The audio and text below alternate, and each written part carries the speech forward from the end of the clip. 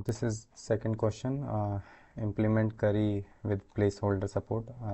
तो ये क्वेश्चन जो है एक्सटेंड है इम्प्लीमेंट करी फंक्शन का। चाहिए आपने सॉल्व किया होना चाहिए ये वाला क्वेश्चन। सो इस क्वेश्चन में क्या है, जैसे जैसे करी फंक्शन क्या था कि करी फंक्शन एक मैजिक बॉक्स की तरह है, जिसके अंदर हम एक मशीन दे रहे हैं। जैसे करी फंक्शन एक मैजिक बॉक्स है, उसके अंदर मशीन दे रहे हैं। मशीन क्या कर रही है, कुछ इनपुट ले रही है और एक आउटपुट दे दे रही है। जैसे जैसे हमने प्रीवियस एग्जांपल लिया था सैंडविच मशीन का, तो ये इंग्रेडिएंट्स ले रही है और आउटपुट दे दे रही है।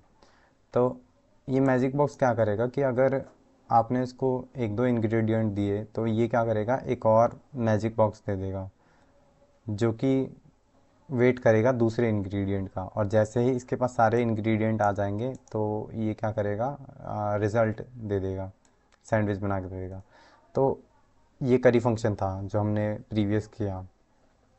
तो इसमें प्लेस होल्डर क्या है कि जैसे अगर ये एग्जांपल लूँ मैं, तो यहाँ हो क्या रहा है कि ये जो पोजीशन है पहले में, ये प्लेस होल्डर है। मैं हाइफन से डिनोट कर रहा हूँ इस चीज़ को। ये प्लेस होल्डर मिल गया हमें पहले आर्ग्यूमेंट में। दूसरा जब आर्ग्यूमेंट हमें मिला उसके अंदर हमें 1 मिला, तो हमारा जो फाइनल आर्ग्यूमेंट होएगा नया अभी इसके हिसाब से, तो ये पहले प्लेस होल्डर पे आ जाएगा, 1 की पोजीशन पहले आ जाएगी। तो 1 और फिर दो प्लेस होल्डर, इम्पिटिव प्लेस होल्डर। फिर हमें जो तीसरा आर्ग्यूमेंट मिला उसमें मिला हमें एक प्लेस होल्डर और 3। तो अब हमारा जो फाइनल आर्ग्यूमेंट हो जाएगा, हमारा प्रीवियस आर्ग्यूमेंट ये था 1 और दो प्लेस होल्डर, तो 1 का 1 ही रहेगा। अब अगर हमें जो नए आर्ग्यूमेंट है उसके अंदर भी प्लेस होल्डर मिला तो हम प्रीवियस में भी प्लेस होल्डर ही रखेंगे उस पोजीशन पे, और फिर 3। अब अगले अगले स्टेप में हमें 2 मिला तो हमारा जो फाइनल आर्ग्यूमेंट होगा वो 1 और प्लेस होल्डर 2 पे और फिर 3। तो ये होगा। आई होप ये समझ में आया होगा कि प्लेस होल्डर यहाँ पे काम कैसे कर रहा है। कि अगर हमें यहाँ पे प्लेस होल्डर मिल रहा है नए आर्ग्यूमेंट में, तो हम प्रीवियस आर्ग्यूमेंट में भी प्लेस होल्डर की जगह ही उसकी पोजीशन रखेंगे। तो अब इसको सॉल्व करते हैं। पहले हम अपना करी फंक्शन ही लिख लेते हैं, जैसे वो सिंपल सा था करी फंक्शन। तो करी फंक्शन में क्या कर रहे थे हम कि एक फंक्शन रिटर्न कर रहे थे। जैसे यहाँ पे करी में फंक्शन पास कर दिया तो हमने करी जॉइन जो है ये एक फंक्शन रिटर्न कर रहे हैं और उसके अंदर पैरामीटर आ रहे हैं। तो हम इसको फंक्शन करी इनर के नाम से ले लेते हैं। इसके अंदर हमें आर्ग्यूमेंट मिल रहे हैं। आर्क्स क्या है, हमारा एरे ऑफ पैरामीटर्स हैं। जो भी पैरामीटर पास किए हैं वो आर्क्स के अंदर आ गए हैं एरे फॉर्म में। अब हम यहाँ पे क्या चेक कर रहे थे कि जो आर्क्स की जो लेंथ है वो अगर बड़ी या बराबर है फंक्शन की लेंथ से, तो हम क्या कर रहे थे, रिटर्न कर दे रहे थे फंक्शन को कॉल करके। फंक्शन डॉट फंक्शन में हम आर्क्स पास कर देंगे। तो ये हमने फंक्शन को कॉल कर दिया तो यहाँ पे सारे आर्ग्यूमेंट चले जा रहे थे। ये करी फंक्शन का है अभी। और अगर ऐसा नहीं था तो हम क्या कर रहे थे, रिटर्न कर रहे थे एक और फंक्शन। हमने एक फंक्शन रिटर्न किया जो कि दूसरे आर्ग्यूमेंट लेगा। इम्प्लीमेंट करी में मैंने एक्सप्लेन किया था कि यहाँ पे हो क्या रहा है एग्जैक्टली। तो यहाँ पे आर्क्स 2 डिनोट कर लेते हैं इस चीज़ को, 2 मिल रहा है। अब हम क्या करेंगे, यहाँ पे रिटर्न करेंगे, इसी फंक्शन को कॉल करेंगे और इसके अंदर हम अपनी सारी वैल्यू पास कर देंगे, जो भी प्रीवियस आर्क्स था और जो नया है आर्ग्यूमेंट आर्क्स 2। तो ये था हमारा करी फंक्शन। अब हमें इसमें इम्प्लीमेंट करना है प्लेस होल्डर के लिए। तो ये जो हमारी पहली है ये हमारा बेस केस है जो कि हमारा एग्जिट कर रहा है रिकर्जन फंक्शन से।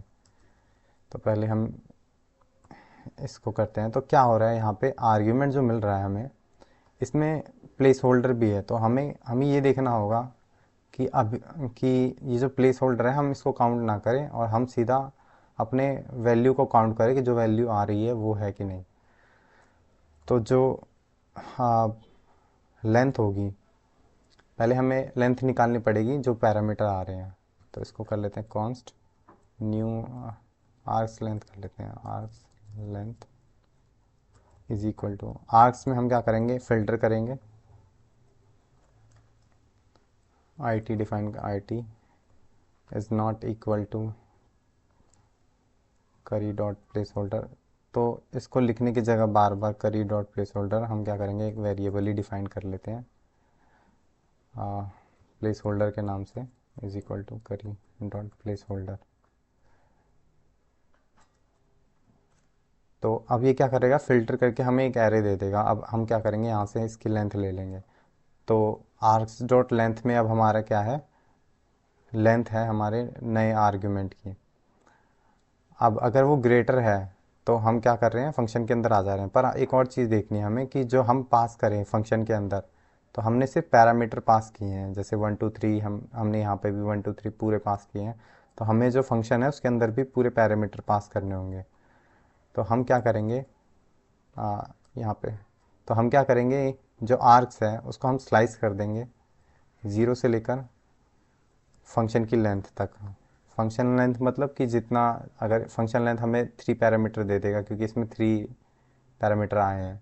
फंक्शन लेंथ जो फंक्शन डिफाइन होता है तो उसके अंदर कितने पैरामीटर आए वो प्रोवाइड करता है। तो हमें ये भी चेक करना है कि जो न्यू आर्क्स आया है इसके अंदर जो सारे लेंथ है, वो जो सारी लेंथ है, जो सारे एलिमेंट हैं, वो हमारे एक्चुअल में पैरामीटर हैं। तो हम क्या करेंगे, आर्क्स डॉट स्लाइस करके देख लेंगे 0 से फंक्शन डॉट लेंथ तक। तो इससे स्लाइस हो गया। अब हम क्या करेंगे, एवरी एवरी क्या करता है कि ये चेक करेगा कि I T is not equal to place holder. अगर सारे प्लेस होल्डर के बराबर नहीं है, कोई भी अगर ट्रू मतलब कोई भी वैल्यू अगर यहाँ से फॉल्स रिटर्न करती है तो ये पूरी वैल्यू फॉल्स हो जाएगी। तो ये हमारा बेस केस हो गया। अब उसके बाद यहाँ पे हमें अब क्या करना है, हमें ये वाला पार्ट इम्प्लीमेंट करना है जिसमें हम क्या कर रहे थे कि जो प्लेस होल्डर पे था, प्लेस होल्डर पे पुराने 2 आर्गुमेंट को ज्वाइन कर रहे थे और एक फाइनल आर्गुमेंट बना रहे थे। तो ये करना है हमें। तो अब क्या करेंगे, यहाँ पे हम डिफ़ाइन कर लेते हैं। तो हम क्या करते हैं कि ये जो फाइनल आर्गुमेंट है इसको हम एरे के अंदर स्टोर कराएंगे, क्योंकि फाइनल आर्क्स एक वेरिएबल डिफ़ाइन करता हूँ, मैं समझाता हूँ। ये एक वेरिएबल,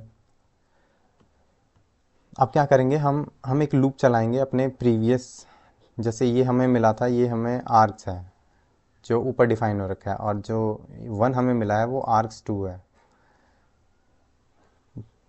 यहाँ पे फंक्शन में समझ में आ रहा होगा कि आर्क्स ये रहा और आर्क्स 2 ये रहा। तो अब क्या करना है हमें, हम आर्क्स 1 पे एक लूप चलाएंगे और जहाँ जहाँ पे प्लेस होल्डर है वहाँ पे हम आर्क्स 2 में से वैल्यू उठा के रख देंगे। तो अब ये एक लूप चलाएंगे किस पे, आर्क्स पे। तो फॉर लेट कर लेते हैं आई टी ऑफ आर्क्स।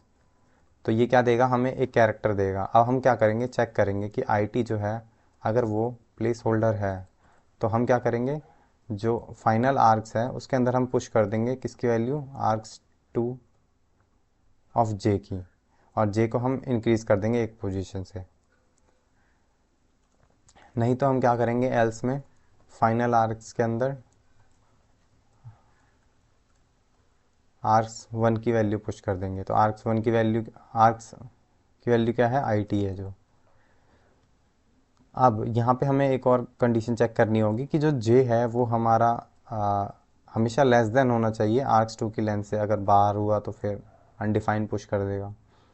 तो ये कंडीशन भी चेक करनी है। तो अब अगर मान लेते हैं कि हमें कोई ऐसी वैल्यू मिली जिसके अंदर आर्ग्यूमेंट ज़्यादा हुए, कोई प्लेस होल्डर था ही नहीं, तो फिर जो जे की वैल्यू होंगी वो तो जा ही नहीं पाएंगी। तो हमें क्या करना होगा, एक और कंडीशन लगानी होगी वाइल लूप चेक करते हुए, इसमें अगर जे लेस देन हुआ आर्क्स 2 की लेंथ से, तो हम क्या करेंगे, फाइनल आर्क्स के अंदर पुश कर देंगे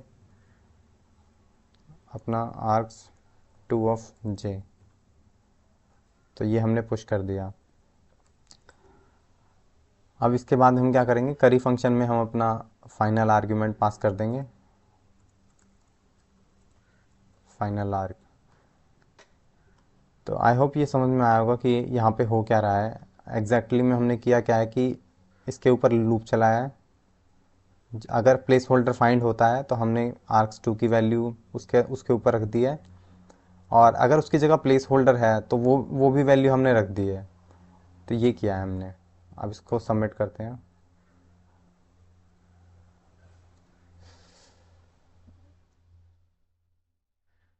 कन्वर्ट सिंबल टू स्ट्रिंग।